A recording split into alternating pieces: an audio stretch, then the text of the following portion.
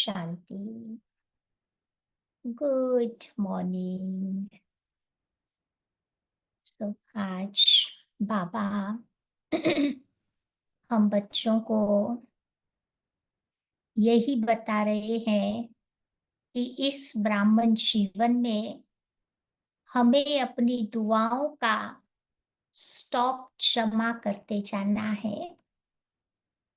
हरेक के दिल से हमारे प्रति दुआएं निकले, बद दुआएं नहीं निकले। तो वो दुआओं को बटोरने का कार्य संगम युग में बाबा कहते करते ही रहना है, क्योंकि दुआएं हमारे जीवन में एक मैजिक का काम करती है। दुआएं ही हमारे आयुष्य को बढ़ाती है। दुआएं ही हमें जीवन में हल्केपन का, खुशी का एहसास दिलाती है। दुआएं ही हमारे शरीर को निरोगी रखती है। देखो, मैंने तो कई बार देखा हुआ है कि जिन आत्माओं ने अपने जीवन में इनफ दुआओं का स्टॉक इकट्ठा किया है, तो ये दुआएं तभी काम आती है जब हमारे शरीर में कोई बीमारी आती है, कोई तकलीफ होती है। अगर दुआएं बटोरी होगी तो ये दुआएं हमारे चारों ओर एक शील्ड का काम करेगी, हमें नेगेटिव एनर्जी से बचा के रखेगी, और बीमारी में भी वो दुआएं हमारा साथ देगी। तभी तो देखो, कई बार हम देखते हैं कई पेशेंट होते हैं, शरीर में बहुत तकलीफें हैं, लेकिन कभी कंप्लेन नहीं करते हैं।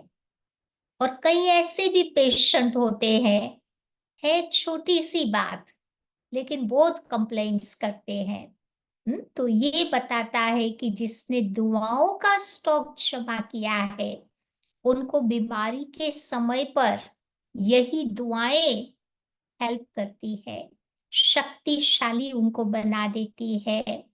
दुआएं ही हमारे जीवन में एक बहुत अच्छी प्रकार से इतना पावरफुल हमें बना देगी, जो कोई भी प्रकार की ग्रहचारी है, कोई बुरी दृष्टि है, कोई भी नकारात्मक ऊर्जा मेरी आत्मा को छू नहीं पाएगी।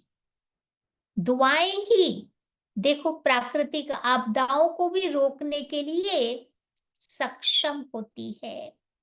यही दुआएं विरोधियों को भी सहयोगी बना देती है। तो ये दुआएं हमारे जीवन में बहुत कुछ जादू का काम करती है। तो ये दुआएं बटोरने का आज बाबा एक मेथड बता रहे हैं। बहुत सिंपल मेथड है। सवेरे उठते ही क्या करना है? 3 बिंदियों का तिलक लगा के रखना है। कौन सी 3 बिंदी? मैं आत्मा बिंदी, Baba is a bindi, drama is bindi. Throughout the day ये 3 बिंदियों वाला तिलक लगा रहे, मतलब उसकी स्मृति रहे, तो हम बहुत सारी दुआओं को अपने जीवन में इकट्ठी कर पाते हैं। फिर बाबा बता रहे हैं कि दुआएं भी मुझे किस किस से लेनी है। सबसे पहले तो बाबा कहते दुआएं मुझे अपने आप से लेनी है। अपने आप से दुआएं मुझे कैसे मिलेगी? तो बाबा कहते हैं उसके लिए जितना जितना हम पुरुषार्थ करेंगे, जितना जितना बाबा कहते हैं औरों को हम मदद करेंगे, उतनी उतनी खुद से दुआएं हमें मिलती रहेगी। कैसे पता चला कि मुझे दुआएं मिल रही है? तो अंदर में खुशी के फव्वारे छूटते रहेंगे, संतुष्टता का भाव होगा। सचमुच में लगेगा कि मैंने इस जीवन को वेस्ट नहीं किया, परंतु मैंने बेस्ट बनाया।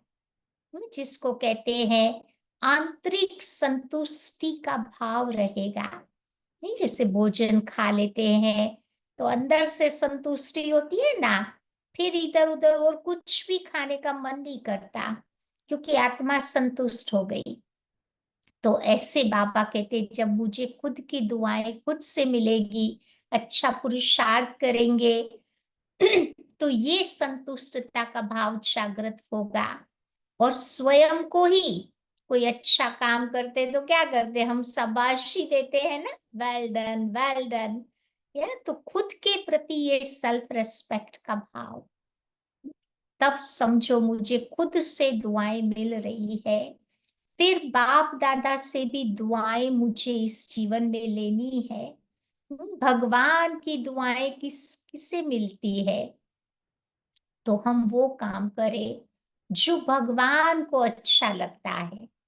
इस दुनिया में भी किसी मनुष्य को प्लीज आप कर दो, खुश कर दो, तो व्यक्ति भी दुआएं देता है। तो जब हम भगवान को खुश करते हैं तो हमें भगवान की दुआएं मिलती है। कैसे खुश करते हैं? तो उसके लिए मुझे भगवान के श्रीमत पर चलना है। भगवान का ओबीडियंट बच्चा, आज्ञाकारी बच्चा बन करके रहना है, तो भगवान की ओर से हमें दुआएं मिलती रहेगी। फिर तीसरी बात है, ब्राह्मण परिवार की ओर से भी मुझे दुआएं बटोरने का काम करना है, क्योंकि एक एक ब्राह्मण आत्मा आप देखो योगी आत्मा है ना, तो इन योगियों के जीवन से भी हमारे प्रति दुआएं निकलती रहे। क्योंकि योगी कहते हैं ना, जो सोचते वो हो जाता है। याद करो वो जो भक्ति मार्ग के गुरु लोग जो थे ना, कोई आशीर्वाद देता था तो ऐसे हो जाता था। कोई कोई कर्स देते थे, श्राप देते थे, तो वैसा हो जाता था। तो हम बाबा के बच्चे कोई ऑर्डिनरी नहीं है, हम बहुत बहुत स्पेशल बच्चे हैं, जिनके पास पवित्रता की शक्ति है, जिनके पास योग का बल है, डायरेक्ट भगवान की ताकत है जिनके पास। तो ऐसी आत्माएं आप देखो क्या नहीं कर सकती, बहुत कुछ कर सकती है। या तो ब्राह्मण परिवार की दुआएं, ब्राह्मण परिवार में एक तो बड़े आते हैं जो हमारे से बड़े हैं, तो बड़ों की अच्छी तरह से हम सेवा करेंगे तो अपने आप उनसे हमें दुआएं मिलती है। फिर हमारे से छोटे भी है, छोटों से दुआएं कब मिलेगी? तो उसके लिए बाबा कहते जितना जितना हम प्यार देते जाएंगे तो छोटों से भी हमारे को दुआएं मिलती रहेगी। फिर हमारे जो कंपेनियन है, साथी है, जिनके साथ हम सेवा कर रहे हैं, उनके प्रति भी अगर हमारा प्यार होगा, केयरिंग का भाव होगा, अटेंशन होगा, सहारा देते रहेंगे, तो उनसे भी दुआएं आत्मा को मिलती रहेगी।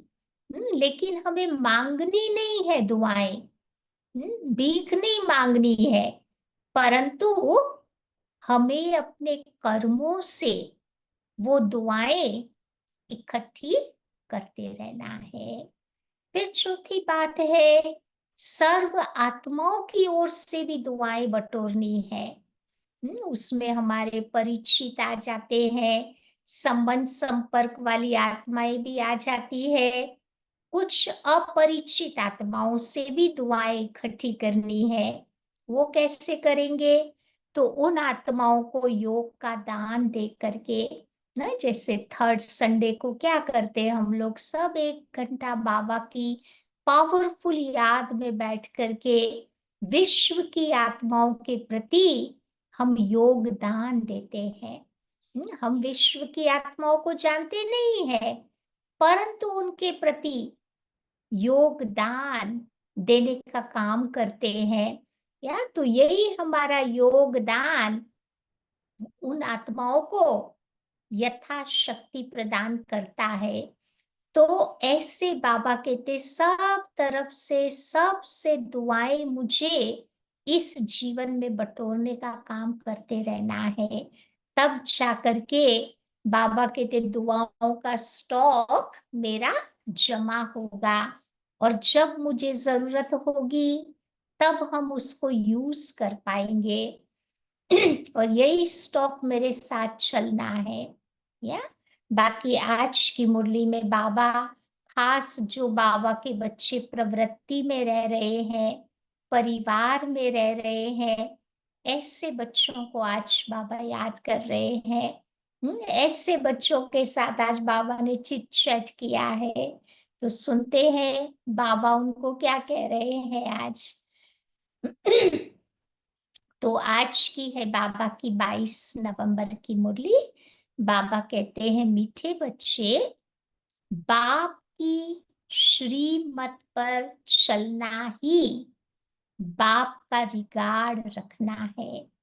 बाबा की श्रीमत पर चलना ही बाप का रिगार्ड रखना है। मन मत पर चलने वाले डिसरिगार्ड करते हैं।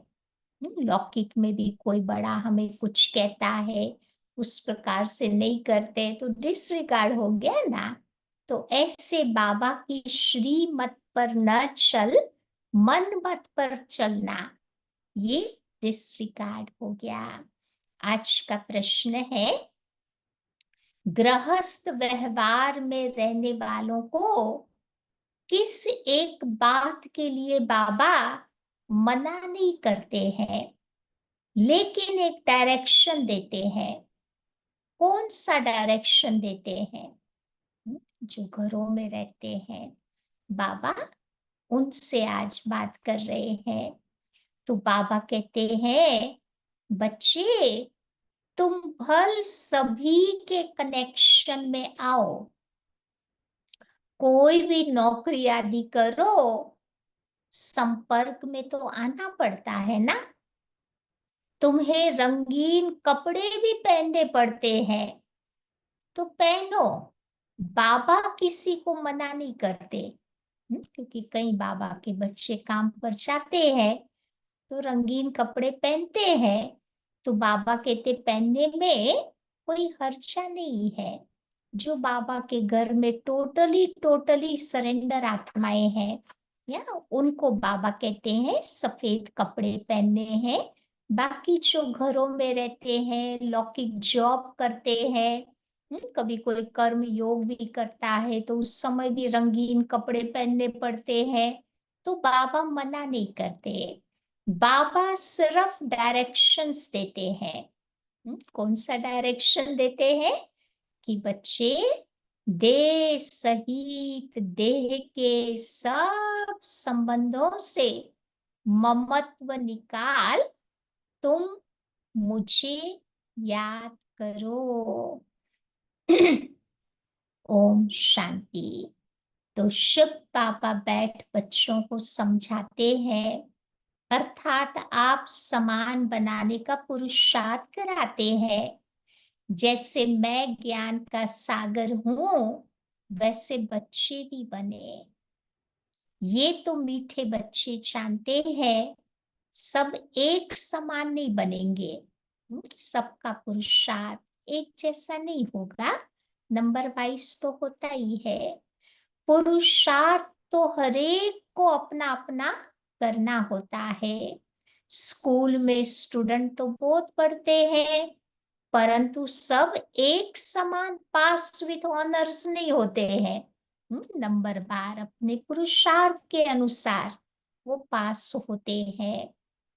फिर भी टीचर का काम होता है पुरुषार्थ कराते रहना। तुम बच्चे भी पुरुषार्थ करते हो ना। बाबा पूछते हैं तुम क्या बनेंगे? किस लिए पुरुषार्थ कर रहे हैं, क्या बनेंगे? तो सब बच्चे कहेंगे कि बाबा, हम आए हैं नर से नारायण, नारी से लक्ष्मी बनने के लिए। तो बाबा कहते ये तो ठीक बात है, परंतु अपनी एक्टिविटीज भी तो देखो ना। क्या काम हम कर रहे हैं, सचमुच में लक्ष्मी नारायण बनने वाला काम कर रहे हैं या नहीं, ये भी बाबा कहते चेक करो। बाबा भी ऊंचते ऊंच है, वो टीचर भी है, गुरु भी है। इस बाबा को तो कोई नहीं जानता। तुम बच्चे जानते हो कि शिव बाबा हमारा बाप भी है, टीचर भी है, तो साथ साथ सतगुरु भी है। परंतु वो जैसा है वैसा उनको जानना बड़ा मुश्किल है। बाबा को जानेंगे तो टीचर पना भूल जाएगा।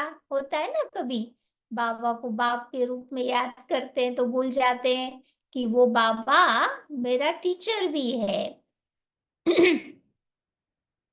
तो बाबा कहते हैं फिर गुरुपना भी भूल जाएगा। रिगार्ड भी बाप का बच्चों को रखना होता है ना। रिगार्ड किसको कहा जाता? कौन सा रिगार्ड रखना है? तो बाबा कहते हैं बाप जो पढ़ाते हैं वो अच्छी रीति पढ़ते हैं, तो गोया बाप का तुम रिगार्ड रखते हो।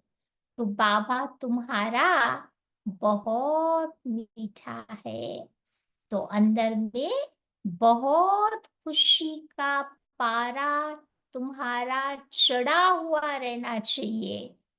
अगर बाबा का रिगार्ड रखेंगे तो खुशी का पारा भी चढ़ेगा। तुम बच्चों को तो कापारी खुशी रहनी चाहिए। एकदम मस्त मोलाई मस्ती कहते हैं ना। तो हर एक अपने से पूछे कि हमको ऐसी खुशी रहती है। एक समान तो सब रह नहीं सकते। पढ़ाई में भी तो देखो वास्ट डिफरेंट है। डिफरेंस होता है ना पढ़ाई में भी। उन स्कूलों में भी कितना फर्क रहता। वहां तो कॉमन टीचर पढ़ाते हैं और यहाँ पर तुम्हारा टीचर कैसा है? अनकॉमन, विचित्र बाप, विचित्र आत्माओं को पढ़ाते हैं। बाबा का कोई चित्र नहीं, आत्मा का भी कोई चित्र नहीं। तो बाबा कहते यहाँ पर तो तुम्हारा बाप अनकॉमन है, ऐसा टीचर तो कोई होता नहीं। किसी को ये भी पता नहीं कि निराकार फादर टीचर बनते हैं। बल श्री कृष्ण का नाम दिया है, परंतु उनको पता नहीं कि वो फादर कैसे हो सकता। श्री कृष्ण तो देवता है ना। यूं तो कृष्ण का नाम भी बहुतों का है, परंतु कृष्ण कहने से ही श्री कृष्ण सामने आ जाएगा। भक्ति में जो श्री कृष्ण की इमेज है ना, वो सामने आ जाएगी। अब वो तो देहधारी है, तुम जानते हो। ये शरीर देखो उनका नहीं है। खुद कहते हैं कि मैंने ये शरीर लोन पर लिया है। शिव बाबा कहते हैं मैंने ब्रह्मा का शरीर लोन पर लिया है।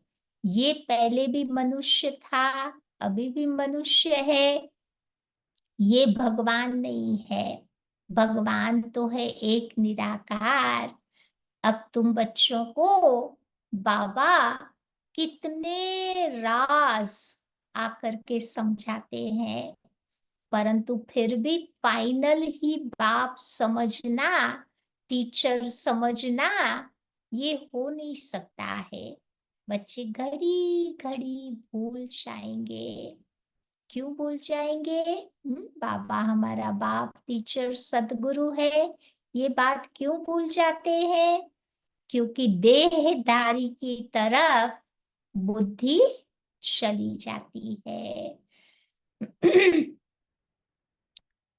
फाइनल बाप हमारा बाप टीचर गुरु है, ये निश्चय बुद्धि में अभी नहीं है, तभी तो भूल जाते हैं। वैसे स्टूडेंट क्या कभी अपने टीचर को भूलेगा? हॉस्टल में जो रहते हैं वो कभी नहीं भूलेंगे। जो स्टूडेंट्स हॉस्टल में रहते हैं उन्हें तो पक्का पक्का याद होगा, लेकिन यहाँ वो भी पक्का निश्चय नहीं होता। नंबरवार पुरुषार्थ अनुसार तुम बच्चे भी हॉस्टल में बैठे हो ना, तो जरूर स्टूडेंट्स है, परंतु ये पक्का निश्चय नहीं है। कौन सा पक्का निश्चय नहीं है? कि यही बाप मेरा असलियत में फादर टीचर गुरु है। तो परंतु पक्का निश्चय नहीं है। जानते सब अपने अपने पुरुषार्थ अनुसार फिर जाकर पद ले रहे हैं। उस पढ़ाई में तो कोई बैरिस्टर बनता, कोई इंजीनियर बनता, तो कोई डॉक्टर भी बनते। लेकिन यहाँ पर तुम बच्चे इस पढ़ाई से क्या बन रहे हैं? विश्व के मालिक बनते हो। तो ऐसे स्टूडेंट की बुद्धि कैसी होनी चाहिए? बाबा कहते सोचो, जो विश्व के मालिक बनने वाले हैं, ऐसे स्टूडेंट्स की बुद्धि कैसी होनी चाहिए? उसकी चलन, वार्तालाप कैसा अच्छा होना चाहिए ना। बाबा समझाते हैं कि हे बच्चे, तुम्हें कभी भी रोना नहीं है। तो ना, जिन रोया तिन खोया। तो बाबा कहते कभी भी रोना नहीं है। क्यों नहीं रोना है? क्योंकि तुम बच्चे विश्व के मालिक बनते हो। तुम्हें या हुसैन नहीं मचानी चाहिए। या हुसैन किसको बाबा कहते हैं?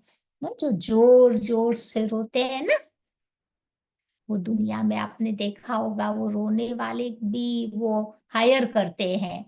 हम्म उनको खास बुलाते हैं। कोई यंग शरीर छोड़ देता है तो फिर वो छाती कूट कूट कर, फिर वो नहीं, कितना वो गीत गाते गाते रोते हैं। तो ये या हुसैन नहीं मचानी चाहिए। या हुसैन मचाना, ये है हाईएस्ट रोना। बाबा तो कहते बच्चे, जिन रोया तिन खोया। विश्व की ऊंचे ते ऊंची बादशाही फिर वो गवा बैठते हैं। कहते तो है कि हम नर से नारायण बनने आए हैं, परंतु बाबा कहते चलन भी तो चाहिए ना। हमारी एक्टिविटी भी ऐसी चाहिए। तो नंबर वार पुरुषार्थ अनुसार सब पुरुषार्थ कर रहे हैं। कोई तो अच्छी रीति पास होकर के स्कॉलरशिप ले लेते हैं, कोई कोई नापास भी हो जाते। नंबरवार तो होते हैं ना। तुम्हारे में भी कोई तो पढ़ते हैं, तो कोई पढ़ते भी नहीं है। जैसे गांव वालों को पढ़ना अच्छा नहीं लगता, उनको घास काटने के लिए बोलो वो खुशी खुशी से चले जाएंगे। क्यों? क्योंकि उसमें वो स्वतंत्र लाइफ समझते हैं। घास काटने में कोई बॉस नहीं होता है। अपनी मर्जी से जितना किया काम उतना किया। फार्म में कोई आपके पर कोई बॉस नहीं है। तो बाबा कहते वो पढ़ाई को बंधन समझते हैं। ऐसे भी बहुत होते हैं। शाहूकारों में भी जमींदार लोग, वो भी कोई कम नहीं होते। अपने को इंडिपेंडेंट बड़ा खुशी में समझते हैं। नौकरी नाम तो है नहीं। ऑफिसरी आदि में तो देखो मनुष्य नौकरी करते हैं ना। अभी तुम बच्चों को बाप पढ़ाते हैं विश्व का मालिक बनाने के लिए। नौकरी के लिए बाबा तुम बच्चों को नहीं पढ़ा रहा है। किस लिए पढ़ाता है? विश्व का मालिक बनाने के लिए। तो ये तो बड़ी ऊंची पढ़ाई ठहरी। तुम तो विश्व के मालिक बिल्कुल इंडिपेंडेंट बन जाते हो। स्वतंत्र बन जाते हो। तो कितनी सिंपल बात है। एक ही पढ़ाई है, जिससे तुम इतने ऊंच महाराजा महारानी बनते हो, सो भी पवित्र। तुम तो कहते हो कि कोई भी धर्म वाला हो यहाँ आकर के पढ़ सकता है, समझेंगे कि ये पढ़ाई तो बहुत ऊंची है, विश्व के मालिक बनते हो, तो ये बाबा आकर तुम बच्चों को पढ़ाते हैं। तुम्हारी अब बुद्धि कितनी विशाल बनी है, हद की बुद्धि से बेहद की बुद्धि में आए हो, नंबरवार पुरुषार्थ अनुसार। तो बच्चों को कितनी खुशी रहती है कि हम सब औरों को विश्व का मालिक बनावे। वास्तव में नौकरी तो बलवान भी होती। कहाँ की बाबा बात कर रहे हैं, सतयुग में भी अलग अलग प्रकार के स्टेटस होंगे ना, वहां पर भी दास दासियां नौकर आदि तो चाहिए ना। पढ़े के आगे अनपढ़े भरी ढोएंगे।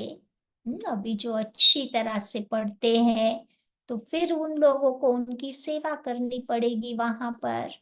इसीलिए बाबा कहते हैं अच्छी रीति पढ़ो तो तुम बच्चे ये बन सकते हो। कहते भी है कि हम ये बनेंगे, परंतु पढ़ेंगे ही नहीं तो क्या बनेंगे। नहीं पढ़ते हैं तो फिर बाप का इतना रिगार्ड से याद नहीं करते। बाबा तो कहते हैं कि बच्चे जितना तुम बाबा को याद करेंगे उतने तुम्हारे विकर्म विनाश होंगे। बच्चे भी कहते हैं कि बाबा जैसे आप चलाओ, बाप की मत इन द्वारा ही तो देंगे ना, परंतु इनकी मत भी नहीं लेते। कई मगरूर होते ना, बाबा उस दिन बोलते थे ना, बाबा की मत को भी नहीं फॉलो करते, फिर भी अपनी पुरानी सड़ी हुई मनुष्य मत पर ही चलते हैं। देखते भी है कि शुभ बाबा इस रथ द्वारा मत देते हैं, फिर भी देखो अपनी मत पर ही चलते हैं। जिसको पाई पैसे की पौड़ी जैसी मत कहते, उस पर चलते हैं। रावण की मत पर चलते चलते इस समय पौड़ी जैसे बन गए। कोई वैल्यू नहीं रही, वैल्यूलेस बन गए। अब राम शिव बाबा तुम्हें मत देते हैं, निश्चय में ही तो विजय है ना, इसमें कभी नुकसान नहीं होगा। नुकसान को भी बाबा फायदे में बदल देंगे। अगर बाबा पर मेरा फुल निश्चय है तो जो नुकसान होगा उसको भी बाबा फायदे में बदल देगा। परंतु निश्चय बुद्धि वाले बच्चों को ही बाबा ऐसा करेगा। संशय बुद्धि वाले तो अंदर ही अंदर गुटखा खाते रहेंगे। कौन सा गुटखा खाते रहेंगे? संकल्प विकल्पों का गुटखा। निश्चय बुद्धि वालों को कभी गुटखा, कभी कोई घाटा नहीं पड़ सकता। पर सिचुएशन ऐसी आवे लगे बहुत घाटा हो गया, लेकिन हकीकत में बाबा कहते हैं उनको घाटा नहीं पड़ सकता। कोई हिसाब किताब चुप तो हो रहा है।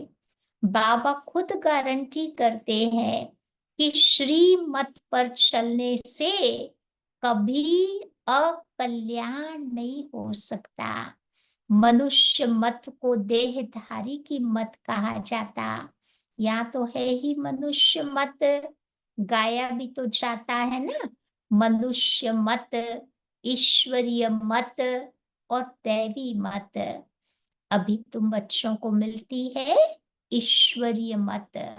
भगवान श्रीमत देता है अभी, जिससे तुम मनुष्य से देवता बनते, फिर वहां तो स्वर्ग में तुम सुख पाते हो। वहां पर कोई दुख की बात नहीं होती, वो भी स्थायी सुख हो जाता। इस समय तुमको फीलिंग में लाना होता है, भविष्य की फीलिंग्स अभी आती है ना। अभी ये है पुरुषोत्तम संगम युग, जबकि तुम बच्चों को श्रीमत मिलती है। बाबा कहते हैं, मैं कल्प कल्प कल्प के संगम युग पर आता हूँ, उसको तुम ही जानते हो। दुनिया वालों के लिए तो कलयुग है, परंतु बाबा कहते हैं हम ही जानते हैं कि इस समय संगम युग है। तो उनकी मत पर तुम चलते हो। बाबा तो कहते हैं कि बच्चे अपने गृहस्थ व्यवहार में भल रहो। कौन कहता है कि तुम अपने कपड़े आदि बदली करो? बाबा तो नहीं कहता कि सफेद कपड़े ही पहनो। गृहस्थ व्यवहार में आना जाना पड़ता है तो रंगीन कपड़े पहनने पड़ते हैं। तो बाबा कहते कौन कहता है तुम अपने कपड़े आदि बदली करो, बल कुछ भी पहनो, क्योंकि बहुतों से कनेक्शन में आना पड़ता है। रंगीन कपड़ों के लिए बाबा तुम्हें मना नहीं करते। कोई भी कपड़ा पहनो, इनसे कोई तुम्हारा ताल्लुक नहीं है। बाबा तो कहते हैं देह सहित देह के सब संबंधों को छोड़ो। क्योंकि कई बार जाना पड़ता है ना, शादी मुरादियों में भी जाना पड़ता है। सफेद कपड़े पहन के थोड़े जाएंगे, कलर पहनना भी पड़ेगा। बाबा कहते भल लगन में जाओ, लेकिन हमारी लगन बाबा के साथ लगी हुई रहनी चाहिए। ये इम्पोर्टेंट बात है। तो बाबा कहते देह सहित देह के सब संबंधों को बुद्धि से छोड़ो, बाकी पहनो सब कुछ, सिर्फ अपने को आत्मा समझ बाबा को याद करो। ये पक्का पक्का निश्चय करो।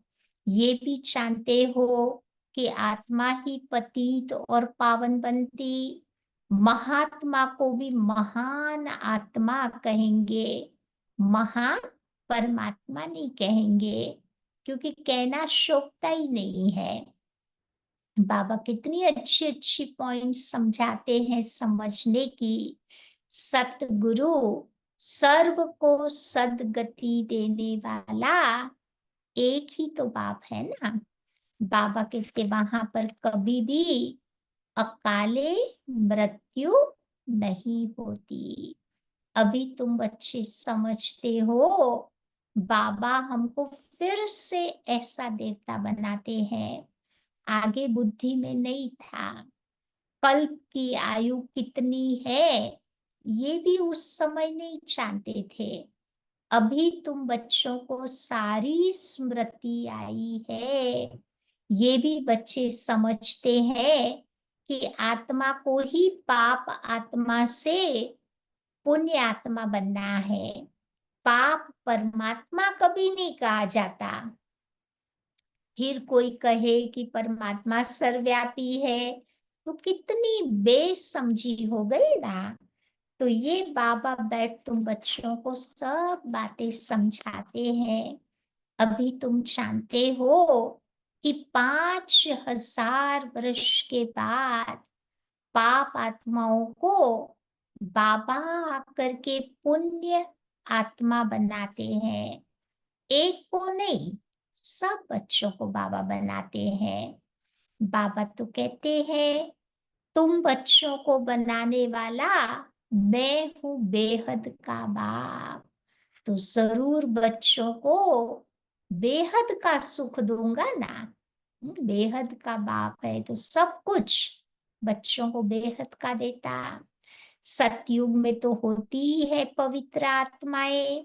रावण पर जीत पाने से तुम पुण्य आत्मा बन जाते हो। तुम फील भी करते हो कि माया कितने विघ्न डालती है। कभी कभी तो एकदम नाक में दम कर देती है। तुम समझते हो कि माया से कैसे तुम्हारी युद्ध चलती है। सब बाबा के बच्चे अनुभवी है ना। कभी कभी बहुत कंफ्यूजन क्रिएट कर देती। उन्होंने फिर कौरवों और पांडवों की युद्ध, लश्कर आदि क्या क्या बैठ के दिखाया है। इस युद्ध का तो किसी को पता ही नहीं है। ये है गुप्त, इनको तुम बच्चे ही जानते हो। तो माया से हम आत्माओं को युद्ध करनी है। बाबा कहते हैं सबसे बड़ा तुम्हारा दुश्मन ये काम विकार है। योग बल से तुम इस पर जीत पाते हो। योग बल का अर्थ भी कोई नहीं समझता। जो सतो प्रधान थे वही तो तमो प्रधान बने हैं ना। तो बाबा खुद कहते हैं कि बहुत जन्मों के अंत में मैं आकर इनमें प्रवेश करता हूँ, तो वही तमो प्रधान बनता तत्वम। कलयुग में आते आते सब आत्माएं तमो प्रधान बन जाती। तो बाबा कहते ये ड्रामा का खेल है, सबको बनना ही है। बाबा एक को थोड़ी कहेंगे, नंबरवार सबको कहते हैं। नंबरवार कौन कौन है यहाँ तुमको पता पड़ता है। आगे चल करके तुमको बहुत पता पड़ेगा। माला का तुमको साक्षात्कार भी कराएंगे।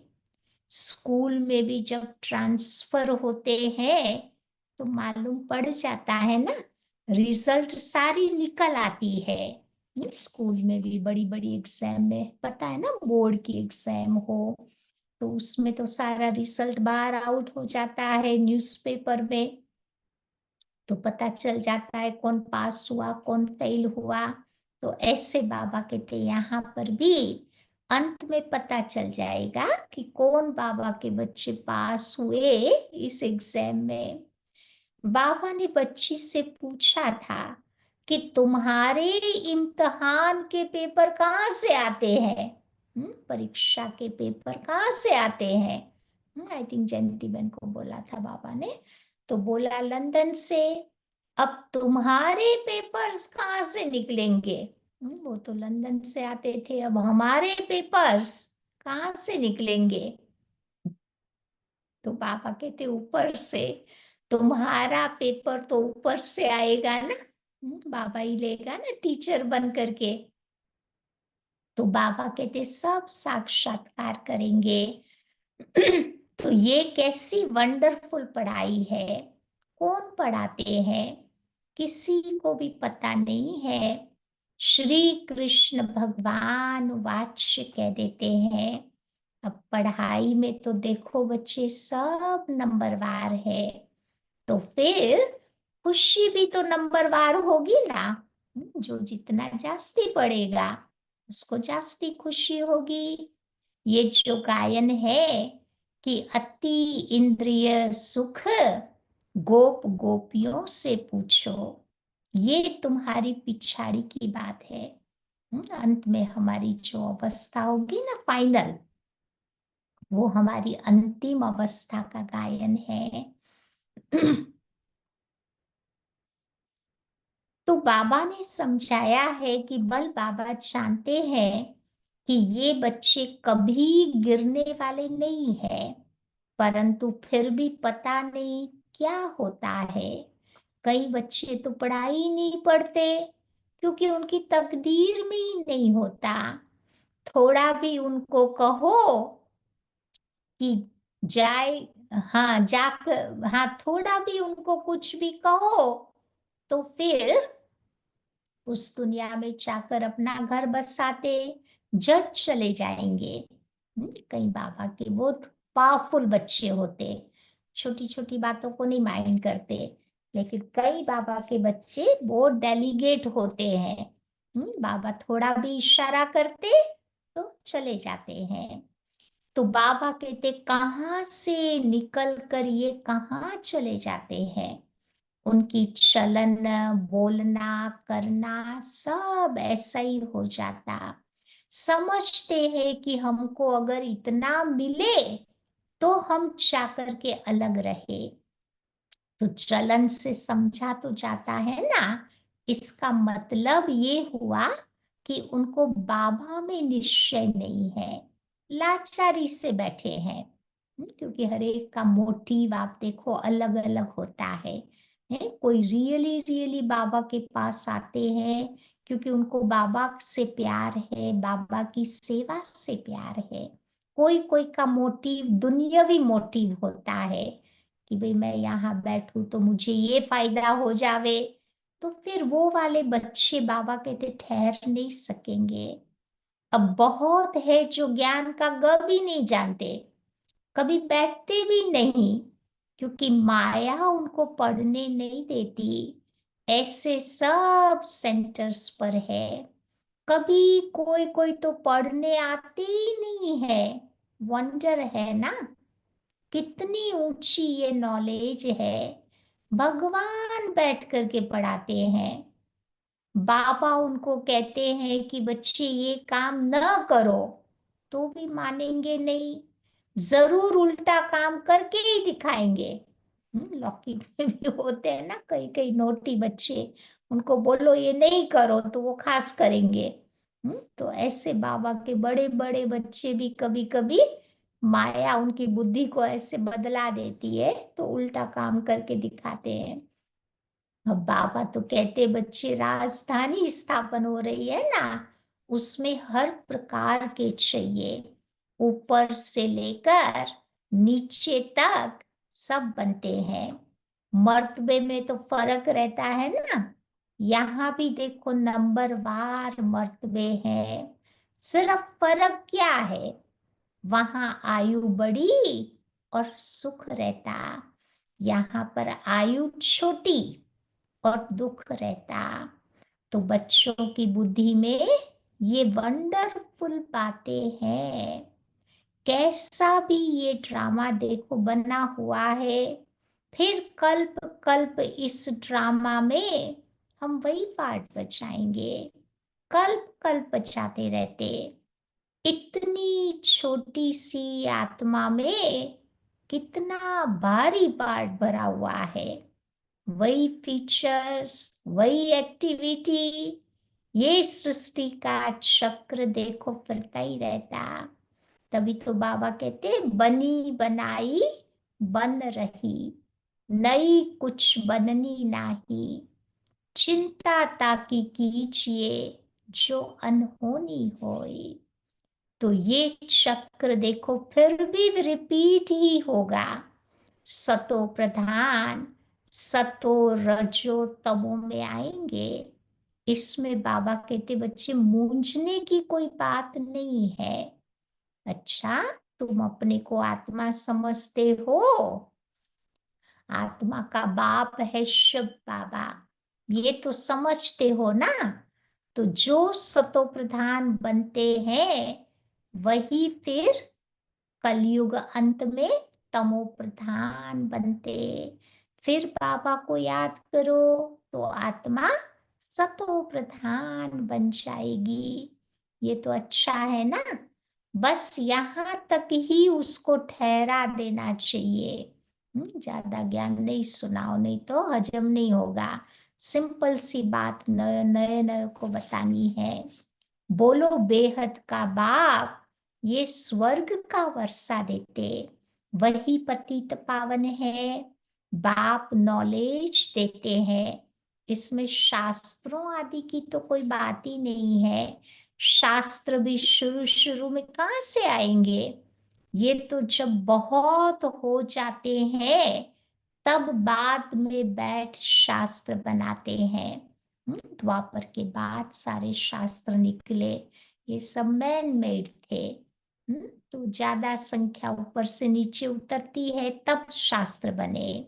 सतयुग में तो कोई शास्त्र होते ही नहीं, परंपरा तो कोई चीज होती ही नहीं, नाम रूप तो बदल जाएगा ना। अच्छा, मीठे मीठे सिक्की लधे बच्चों प्रति मात पिता बाप दादा का याद प्यार और गुड मॉर्निंग। रूहानी बाप की रूहानी बच्चों को नमस्ते और रूहानी बच्चों की रूहानी बाप को नमस्ते। धारणा के लिए पहली बात बाबा बताते हैं, कभी भी या हुसैन नहीं मचाना है। रोना नहीं है, जोर जोर से नहीं रोना है।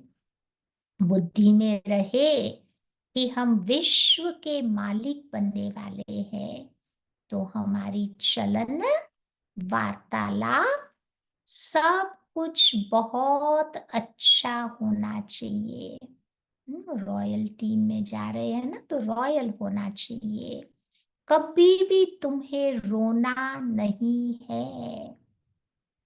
दूसरी बात, निश्चय बुद्धि बन एक बाबा की ही मत पर चलते रहना है। कभी भी मूंझना व गुटखा नहीं खाना है। संकल्प विकल्पों का गुटखा नहीं खाना है। निश्चय में ही विजय है। इसीलिए अपनी पाई पैसे की मत नहीं चलानी है, जिसमें कोई वैल्यू नहीं होती है ना, ऐसी ऐसी बातें नहीं करनी है, काम की बात करनी है। वरदान, किसी भी परिस्थिति में फुल स्टॉप लगाकर स्वयं को परिवर्तन करने वाले सर्व की दुआओं के पात्र भव।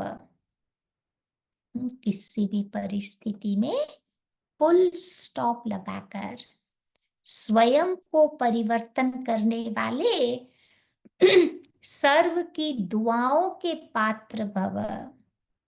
किसी भी परिस्थिति में फुल स्टॉप तब लगा सकते हैं, कब लगेगा, जब बिंदु स्वरूप बाप और बिंदु स्वरूप आत्मा दोनों की स्मृति हो, जब कंट्रोलिंग पावर हो। जो बच्चे किसी भी परिस्थिति में स्वयं को परिवर्तन कर फुल स्टॉप लगाने में स्वयं को पहले ऑफर करते हैं, वो बच्चे दुआओं के पात्र बन जाते हैं। उन्हें स्वयं को स्वयं भी दुआएं अर्थात खुशी मिलती है। बाप द्वारा, ब्राह्मण परिवार के द्वारा भी उन्हें दुआएं मिलती है। खुद की दुआएं, ब्राह्मण परिवार की और बाबा के द्वारा भी दुआएं मिलती है। स्लोगन, जो संकल्प करते हो उसे बीच बीच में दृढ़ता का ठप्पा लगाओ तो विजयी बन जाएंगे। कई बार कई पावरफुल थॉट करते हैं पुरुषार्थ का या सेवा का कोई भी, लेकिन वो भूल जाता है। इसीलिए बाबा कहते वो जो संकल्प करते हो उसमें बाबा कहते बार बार वो संकल्प अपने आप को याद दिलाओ और दृढ़ता से काम करो, तो बाबा कहते वो संकल्प पूरा हो जाएगा। आज की बाबा की अव्यक्ति पॉइंट है, जिसके साथ स्वयं सर्वशक्तिवान बाप कंबाइंड है। सर्व शक्तियां स्वतः उनके साथ होंगी। जहां सर्व शक्तियां है वहां सफलता न हो, ये असंभव है। कोई अच्छा साथी लौकिक में भी मिल जाता है तो उसको छोड़ नहीं सकते। तो ये तो अविनाशी साथी है, कभी धोखा देने वाला साथी नहीं है। बाबा कैसा कंपेनियन है, कभी धोखा नहीं देगा, सदा ही साथ निभाने वाला साथी है। तो साथी को सदा साथ में रख सफलता मूरत बनो। साथी सर्वशक्तिवान है, तो ऐसे साथी को बाबा कहते साथ रखकर सदा सफलता मूरत बनना है।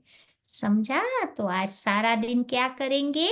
दुआओं का स्टॉक मुझे इकट्ठा करना है। सबकी दुआएं इस जीवन में मुझे बटोरते जाना है। तो आत्मा शक्तिशाली बन जाएगी। और मेथड बाबा ने बताई, 3 बिंदियां याद रखेंगे। मैं आत्मा भी बिंदी, बाबा भी बिंदी, और ड्रामा भी बिंदी। ठीक है? तो ये